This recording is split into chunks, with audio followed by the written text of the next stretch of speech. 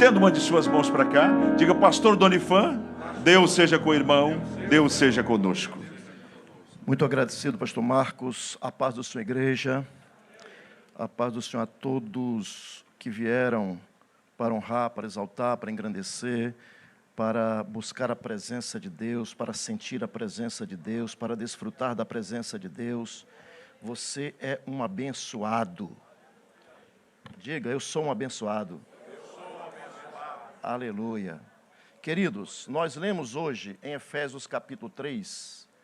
Eu vou aproveitar ali apenas um versículo. Eu quero discorrer um pouco sobre esse texto. Se Deus me permitir, falar algumas coisas mais ao longo da Bíblia, da palavra de Deus. Diz assim o versículo 14. Por causa disto me ponho de joelhos perante o Pai de nosso Senhor Jesus Cristo, do qual toda a família dos céus e na terra toma o Espírito Santo. O Senhor nos conhece por dentro. A tua palavra diz no Salmo 103:14 que o Senhor conhece a nossa estrutura e se lembra que nós somos pó. Espírito Santo, eu peço a tua direção, que o teu fluir aconteça. Ilumina o entendimento dos irmãos. Eu faço minhas palavras do teu servo Paulo, ele que era tão dependente de ti e tão confiante no nome de Jesus. Faz que os olhos do entendimento sejam iluminados, que as pessoas compreendam, Senhor, e que o desejo do nosso coração em oração seja exatamente alcançar as necessidades. Espírito Santo, eu te suplico, assim como Zaqueu, que desceu depressa e recebeu Jesus com alegria, que a tua palavra hoje aqui, Senhor, desça, Senhor, ao coração, no coração de cada pessoa, e que aos olhos dela, Senhor, haja uma empatia para que o teu nome seja honrado, engrandecido em cada vida. E nós dizemos, amém. Por favor, se assente.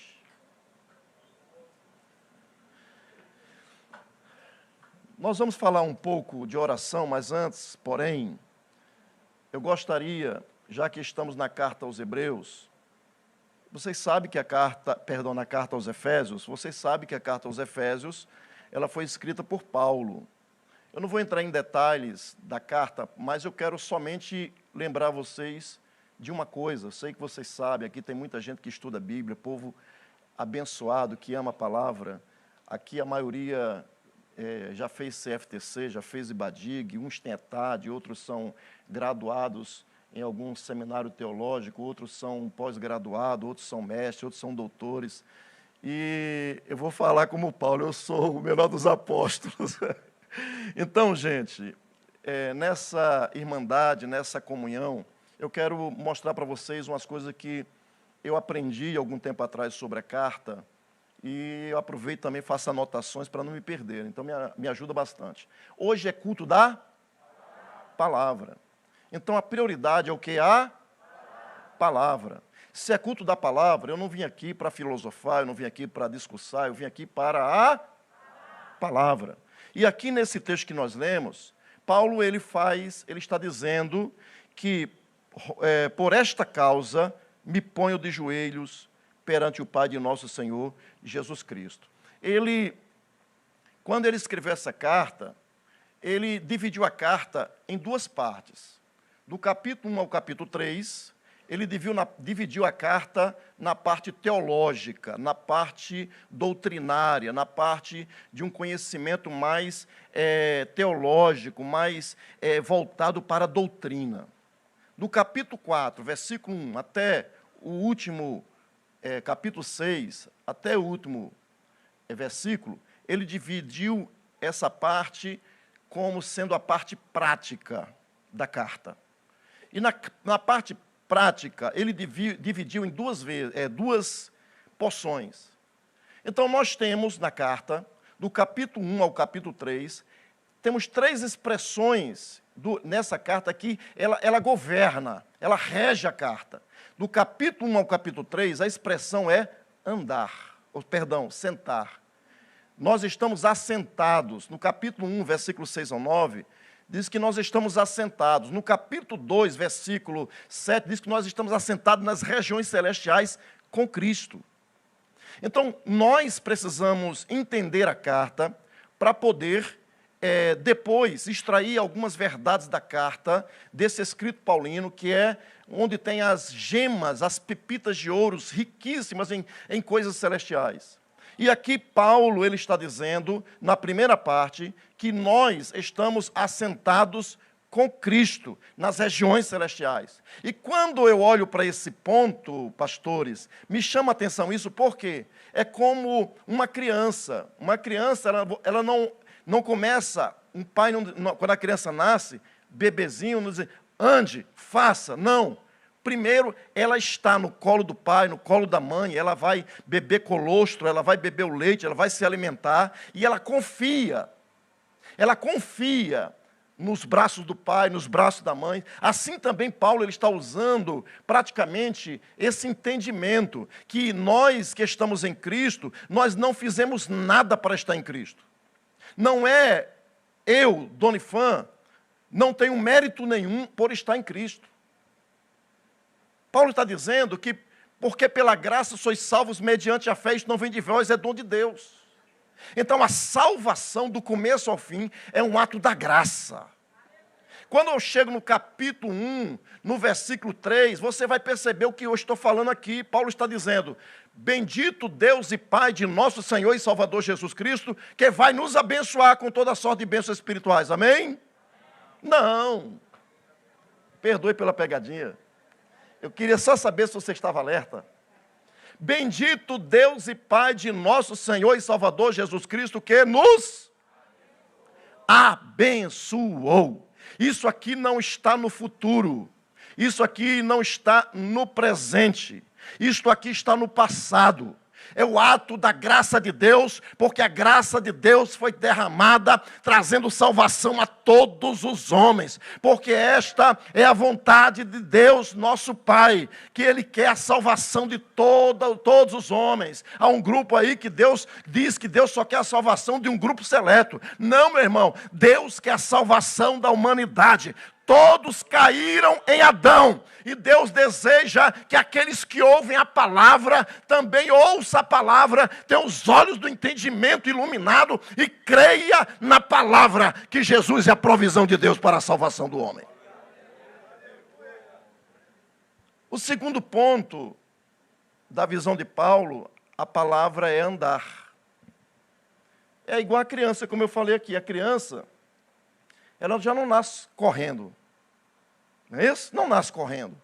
A criança, ela primeiro tem que receber o colostro, o leite, aquele primeiro leite, vai se alimentando, vai se fortalecendo, é toda débil, nem consegue abrir os olhos direito, apesar de que hoje em dia as crianças já nascem com o olho aberto. É o século XXI, né, gente? Então, quando ela vai se tornando mais fortezinha, ela vai crescendo, a criança, ela começa a ter confiança, sustentação nas suas pernas. E ela começa a tropegar, de maneira trôpega, caminhar. Primeiro racha, depois engatinha, depois vai ficando... E depois ela começa a andar e daqui a pouco corre. Só que isso já é a parte prática. Porque quando nós olhamos para estar em Cristo, eu não fiz nada para ser salvo, eu não fiz nada para ser abençoado, eu simplesmente estou descansando nele, é a minha confiança nele, é a minha dependência dele, eu confio na dependência do Espírito Santo, o Espírito Santo é que guia, ele é meu consolador, ele é meu ajudador, ele é meu paráclito, meu advogado, ele está comigo todos os dias, Jesus disse até a consumação do século. Então quando eu estou em Cristo descansado, eu confio em Cristo, eu estou depositando a minha confiança, a minha fé, eu sou dependente dele. Mas aí, quando eu começo, eu já estou confiado, existe a segunda parte, a segunda palavra, que é andeis. Mas andeis como? É a parte prática, andeis como é digno da vocação em que foste chamado. Isso aqui faz parte do caminhar em santificação, porque nós somos cidadão do céu. Então essa carta mostra o que existe a parte celestial, e existe a primeira parte, e a segunda parte é o que um cidadão celestial, como ele deve viver aqui na terra.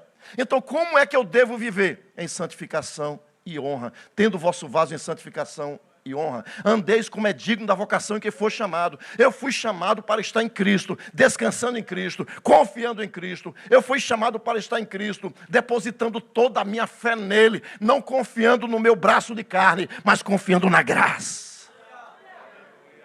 Depois que eu começo a caminhar em Cristo, como cidadão do mundo, é a vida prática. Eu estou aqui dia após dia, e na vida prática eu tenho que orar. Na vida prática eu tenho que jejuar. Eu vou jejuar para botar Deus no canto de parede. Não, meu irmão. Eu jejuo porque um cidadão do céu quer que Deus apareça. Eu oro porque eu preciso de Deus. Eu oro porque eu sou carente de Deus. Aí vem a terceira parte, que é: estáis, pois, firme. Então, no capítulo 6, são 9 versículos que falam sobre essa firmeza. A batalha contra Satanás envolve firmeza. Na batalha contra o adversário e contra as hostes, contra os principados, contra como diz a expressão grega, as exúcias, né? As autoridades, as potestades. Então, esses seres, as hostas maldadas das regiões celestiais, eu, como cidadão dos céus, vivendo em Cristo aqui, eu preciso resistir no dia mau, e depois de fazer tudo, diz a palavra, ficar firmes. O crente hoje está vivendo oscilante. Um dia ele chega na igreja pulando, eu estou andando para o céu, e vai pulando, mas sai daqui, acontece, soube que alguém falou mal dele, uma ventania, faltou dinheiro, Deus não me ama, Ele não me dá o que eu quero. Isso é crente miojo, crente Nutella. Crente que está firme, que descansa em Cristo e que tem posicionamento. Ele que está andando e está firme em Cristo, ele não vacila, ele está olhando para cima, porque ele sabe que tem uma cidadania celestial. O diabo quer te abalar. O diabo quer nos abalar. Agora, quando Paulo chega aqui no capítulo 3, provavelmente, Paulo está aqui passando por aflições. E na vida de Paulo, isso aqui não é de estranhar, né? Ele fala aqui no versículo 14, no versículo 12.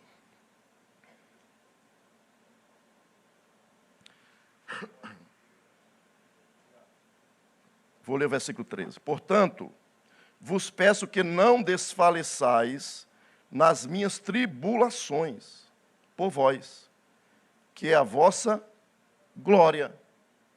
Então, quando ele acaba de dizer tudo o que ele diz na parte de cima, começando aqui no capítulo 3, versículo 1, por causa disso, ele vem falando já, e está fazendo referência no capítulo anterior, por causa disso, no versículo 1, eu, Paulo, sou prisioneiro de Jesus Cristo, por vós, os gentios. Ele está preso, mas o coração não está. Ele está numa masmorra, mas o pensamento dele não está. Ele está aprisionado com grilhões ou atrás de grades, mas o espírito dele está livre. É diferente de muito crente hoje, né? Que está com o corpo livre, mas está aprisionado na alma.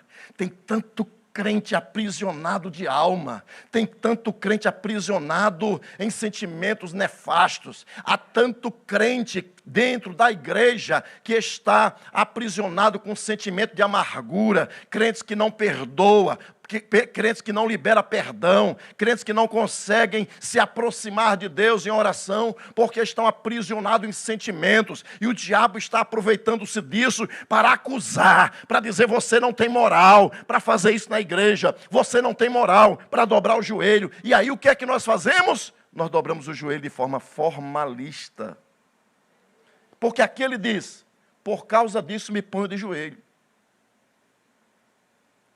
E Paulo, quando ele está nesse argumento, eu estava lendo e fiz anotações aqui na minha Bíblia, aproveitei algumas e eu transferi aqui para o iPad.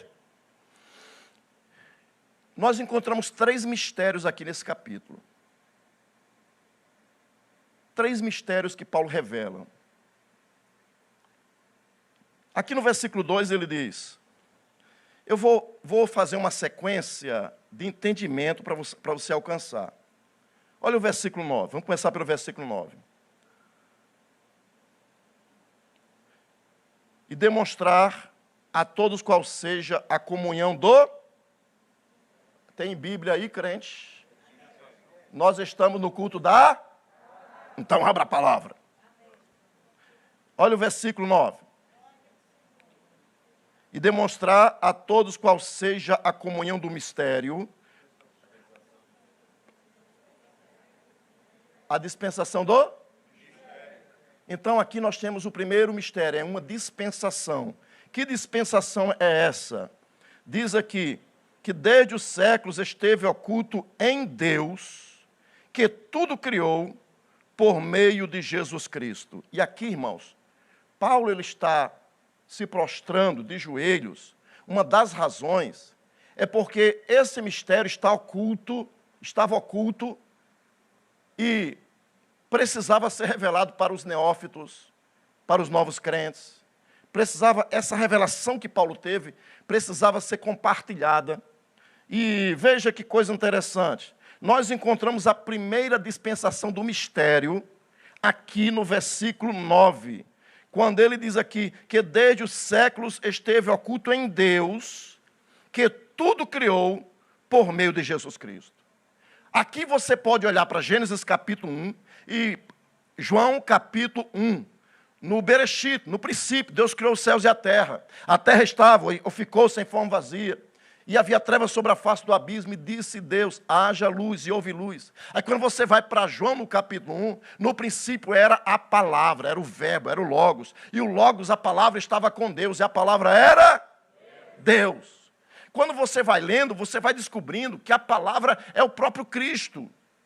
É o próprio Cristo, é Deus que se encarna, assume a forma de homem, vem viver entre nós, para quê? Para que se concretize o plano de Deus. E aqui eu chamo a atenção para o ponto que nós estamos falando agora sobre oração. Paulo ele se põe de joelhos. Agora veja que coisa interessante. No capítulo 6, nós observamos aqui que não temos que lutar nem contra a carne nem contra o sangue. Paulo está dizendo que esse mistério que esteve oculto, ele aconteceu lá atrás. E eu me lembro que Deus ele se expressa, ele subsiste em 3 pessoas: Pai, Filho e Espírito Santo. Então parece que na cabeça de Paulo, ele está usando uma visão trina da revelação de Deus. Pai, Filho e Espírito Santo.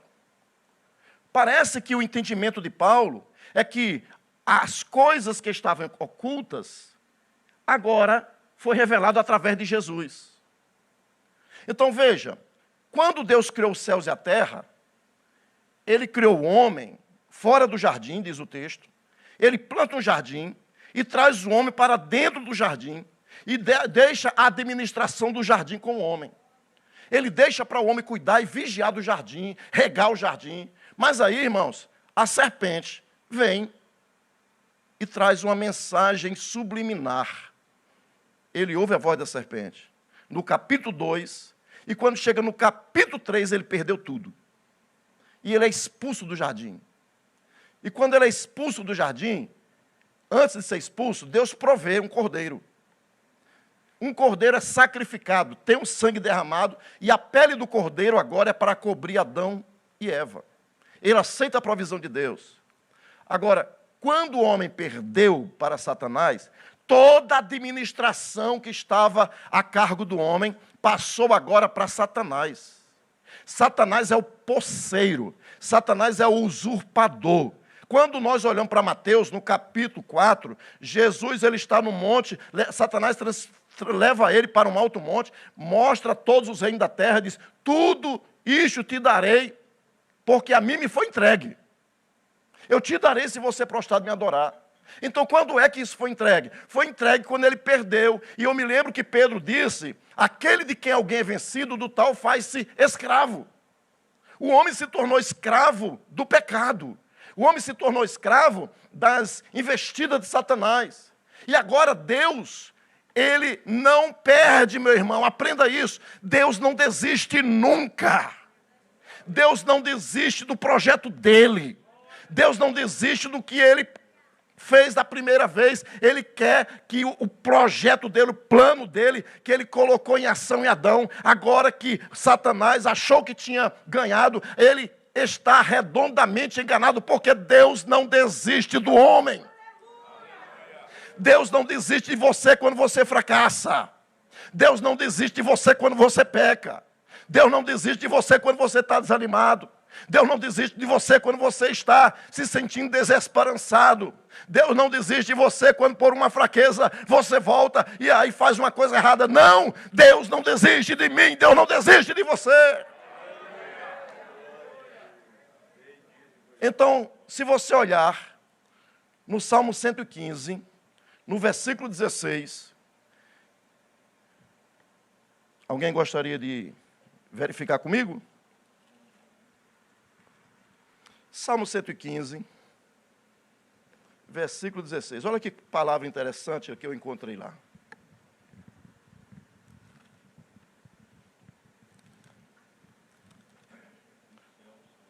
Olha o que diz o versículo 100.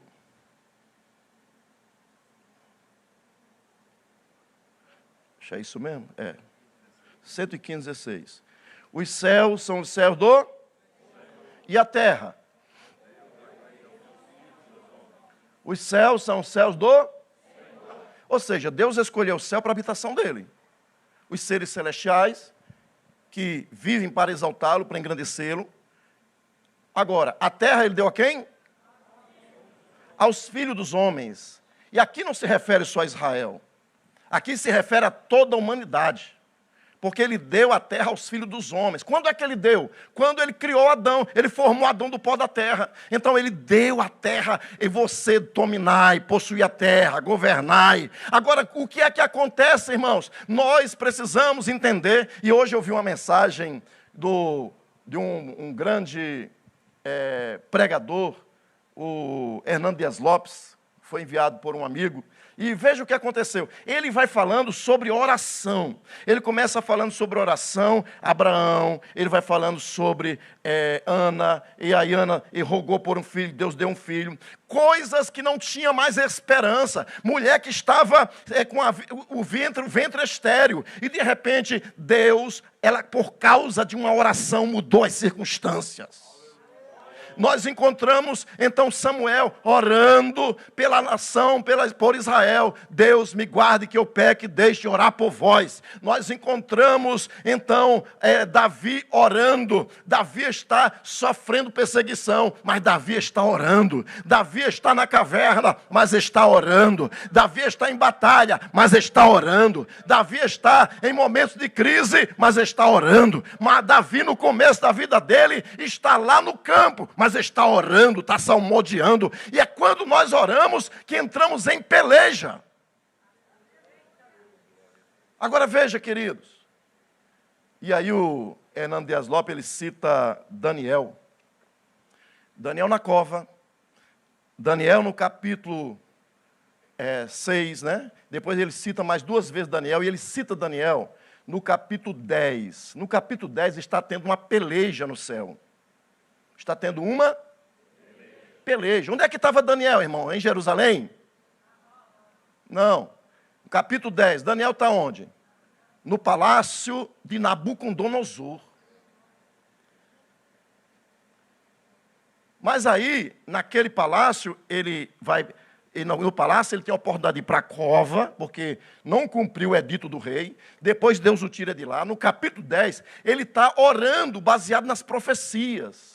Você ainda ora sobre a palavra? Você ainda ora acreditando na revelação bíblica? Você ainda ora acreditando em profecia da palavra de Deus, nas Escrituras? Deus, ele está orando, ele quer entender porque que já se cumpriu o tempo, Deus, o tempo que estava preconizado pela tua revelação. Eu quero saber quando é que vai cumprir. Quando ele está orando de joelhos, depois de 21 dias orando e jejuando, a Bíblia diz que veio um varão do céu, e aquele varão zinga o espaço e fala a ele, e ele diz, Deus é meu juiz. É o nome de Daniel. Desde o dia em que você começou a orar, a tua oração foi ouvida. Mas por que, Senhor, o Senhor não me responde? Deus já respondeu, Daniel. O problema, Daniel, é que está tendo uma guerra no espaço, está tendo uma guerra ao redor da terra, na parte, no Uranus, nos céus ao redor da terra, está tendo uma guerra espiritual, e o mensageiro não podia passar. Então, de repente, Deus envia o arquê, envia Miguel, aquele que é o príncipe de Israel. Ele mandou Miguel para lutar a favor e para trazer a mensagem. Neste momento tem anjos guerreando a favor da tua vida, da tua casa. Enquanto nós, a igreja, estamos orando, Deus está travando guerra no mundo espiritual a favor do Brasil. Hoje, essa domingo, dia 2, o meu candidato não ganhou. Meu Deus, agora o que é que vai ser? Meu irmão, não estou preocupado com isso. Eu estou firme, eu estou andando, eu estou perseverando, como disse Paulo, sede firmes e constantes, sempre abundantes na obra do Senhor, sabendo que o vosso trabalho não é vão no Senhor. Você não pode parar, você tem que acreditar que nós estamos numa guerra espiritual.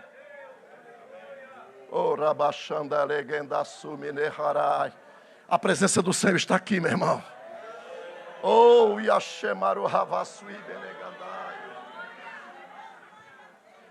Então, quando Paulo ele está orando para que houvesse esse entendimento do mistério, a dispensação do mistério, o mistério que esteve oculto. O mistério que esteve oculto, ou seja, nunca ninguém tomou conhecimento desse mistério. Isso foi revelado na plenitude dos tempos. E aí veja o que diz aqui no versículo 10. Para que agora, pela igreja, a multiforme sabedoria de Deus seja conhecida de quem? Me ajuda, igreja. Agora, versículo 10. Para que agora, pela igreja, a multiforme sabedoria de Deus seja conhecida de quem? De quem? Irmãos, o que Paulo está dizendo aqui é que Satanás não sabia desse mistério, que os anjos que caíram não sabiam desse mistério, que os principados, potestades, os príncipes das trevas, as hostes da maldade na região celestial, não conheciam esse mistério. Eles não sabiam qual era o plano de Deus. Deus tinha guardado um plano no coração. Deus tinha guardado a seta e chave um plano. E ele diz aqui Paulo, olha, Paulo está dizendo aqui, irmãos, que através da igreja está sendo revelado isso. E eu anotei aqui, irmãos, porque quando eu olho aqui para Paulo, eu me ponho, por esta causa eu me ponho de joelho. Fiz questão de agora no final da tarde, ler essa carta todinha, mais uma vez. Porque eu procurei a palavra oração. E existe algumas vezes, mas Paulo orando só tem 2 vezes. Vocês perceberam isso? Só tem 2 vezes que Paulo está orando. Mas ele fala sobre oração. No capítulo 6, principalmente, ele fala sobre oração, orando em todo o tempo. Agora veja, quando eu olho para o que Paulo está fazendo aqui, na primeira dispensação do mistério, Ele está dizendo que esse mistério não era conhecido do mundo espiritual, não era conhecido dos demônios, não era conhecido dos anjos, não era conhecido, mas Deus estava agindo no mundo espiritual. Deus estava mandando o anjo para guardar, Deus estava mandando o seu arquê. E Deus começou agora, porque tudo que foi criado no primeiro Adão, que caiu, agora não serve mais para a utilidade de Deus, porque está caído, é carne, é saque. O que é que Deus faz? Deus precisa restaurar. Mas para Deus restaurar o homem, aquilo que é carne, não pode, Deus não vai usar carne. Deus precisa agora da vida, Deus precisa soprar agora dentro do barro, e agora Deus sopra mais uma vez. Está lembrado quando Jesus ressuscita? A Bíblia diz que ele, quando ressuscita, estão os discípulos ali reunidos, e ele recebeu o Espírito Santo. Irmãos, é o Espírito Santo que dá vida à igreja. Foi o Espírito Santo que formou e está formando um corpo. Nós somos pedras que vivem desse grande edifício que está sendo formado. Então, o primeiro mistério é nessa dispensação aqui, que é a passada. E eu me lembro lá em Hebreus 13:8, que Jesus Cristo é o mesmo ontem, hoje e eternamente. E aqui estão as três dispensações, Pai, Filho e Espírito Santo. Nós estamos três dispensações, Jesus, no passado, no presente e no futuro. Hebreus 13:8. Agora veja o que diz aqui. Vamos para a primeira dispensação, a segunda dispensação. Na segunda dispensação, ou mistério, nós vimos aqui, versículo 2. Se é que tendes ouvido a dispensação da graça de Deus, que para convosco me foi dada. Que dispensação é essa, irmão? Essa dispensação, ela aconteceu quando Jesus chegou na cruz. Ele abriu. Aí quando Jesus morreu, ressuscitou, ele subiu ao céu, apresenta o sangue da aspersão como sumo sacerdote da nova realidade espiritual. Jesus, quando ele aparece para João, lá na ilha de Patmos, Jesus ele está vestido de branco. Jesus está vestido de branco, Jesus tem coroa, Jesus tem cinto, aquela vestimenta é vestimenta sacerdotal. Jesus, ele é o nosso sumo sacerdote, ele é o sumo sacerdote, nosso arquê, ele é o nosso pontífice, ele é o construtor de pontes entre nós e Deus, ele está assentado à direita de Deus, ele está intercedendo por mim e por você. Oh, Kaneshemaru Hatai. Jesus orou, irmãos. E eu aprendi lá com Jesus no capítulo 17, pastora Conceição, de Mateus, que tem algumas coisas que acontecem ali quando Jesus ora, né? E orando ele, aí brilha o rosto, as vestes ficam resplandecentes. E quando aparece, tem visões, quando Pedro acorda meio desorientado, aí eles ficaram com tanto medo quando ouviram aquele brilho, a voz de Deus, eles ficaram tudo no chão acuado. Aí quando Jesus chega no versículo 7, toca neles. E quando toca nele, eles erguem os olhos e a Bíblia diz, e não viram a ninguém, mas somente Jesus. Na oração, nessa disposição, nessa nova aliança, nessa dispensação do mistério da graça, nós temos que ter isso que os discípulos descobriram. Quando eles levantaram o céu, ele não estava preocupado com visão mais. Quando levantaram os olhos, quando eles se levantaram, eles viram somente a Jesus. Na dispensação da graça só tem um nome que é sobre todo nome. Na dispensação da graça só tem um nome que nós invocamos, pelo qual importa que sejamos salvos. Então nós entramos na nova aliança por causa do nome de Jesus e o que ele fez na cruz do Calvário.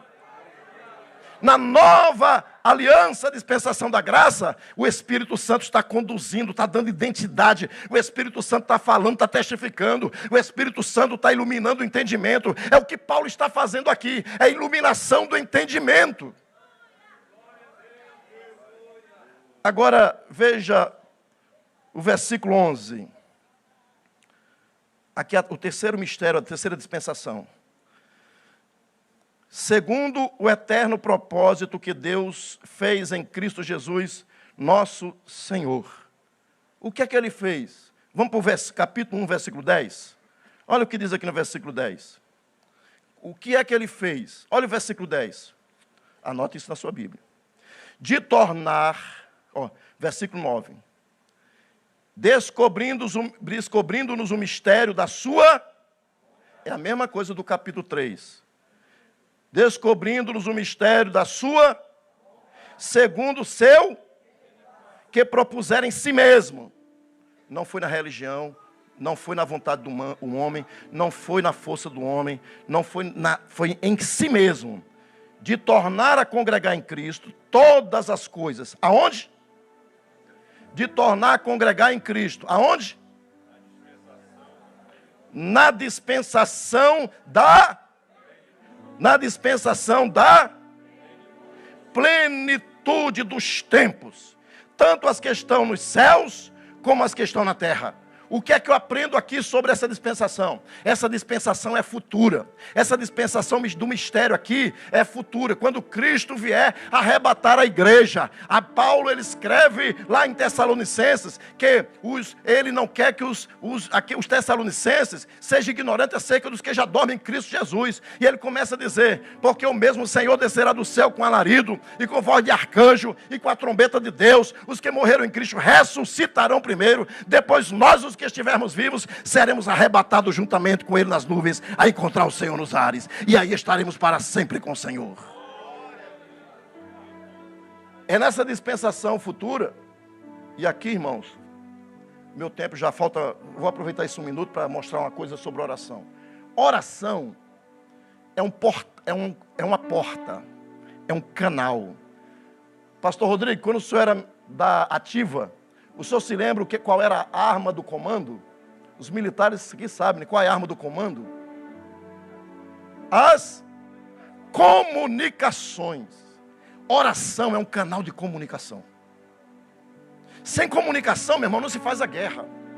Sem comunicação, já dizia um que chamava de velho guerreiro, quem não se comunica, se trumbica. Então, eu preciso deste canal de comunicação. O canal de comunicação, eu recebo direção do céu. O canal de comunicação, eu tomo posse das coisas celestiais. E eu anotei aqui alguns canais. Nós, em Efésios capítulo 3, um canal de comunicação. Um canal de relacionamentos. Aí eu pergunto a você, quantos já ouviram falar de sites de relacionamento? Alguém já ouviu? Só meia dúzia teve coragem de levantar. Eu estava conversando com uma pessoa, como é que você conheceu fulana? Ah, pastor, eu conheci num canal de relacionamento. Me disse um nome. Pela internet? É. A gente pensa que esse negócio de comunicação, canal de comunicação, meu irmão, isso já existia. Deus foi quem criou o canal de comunicação entre um e o outro. Deus se relaciona. É um canal de relacionamento. Oração é um lugar, é um canal onde você se relaciona com o céu. Comunicações com Deus. Comunicações com o mundo espiritual. Comunicações onde você ouve, onde você fala, onde você se derrama. E Deus, ali em Cristo Jesus, o Espírito Santo, Ele pega a nossa oração e Ele intercede por nós com gemidos inexprimíveis.